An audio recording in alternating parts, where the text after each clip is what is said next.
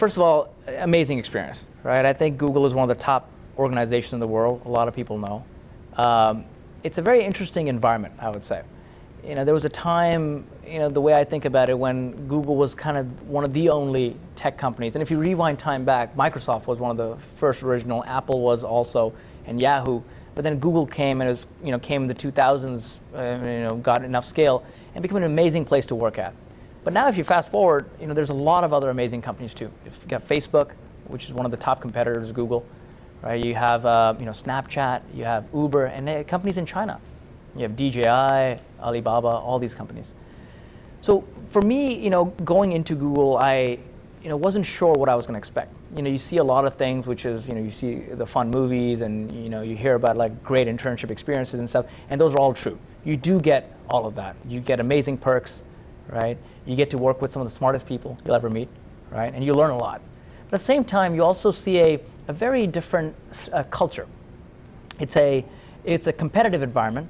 But it's also an environment which is, very, very fast-paced. And coming from the world of finance, I thought what can be, faster-paced than finance? Finance is very fast, but very client-focused. But Google's also a very fast-paced organization. Things change all the time. The group I was part of was a brand new group called Google Capital. And Google Capital was, the idea behind it was to be late-stage investors or in the tech industry. And we had a global mandate.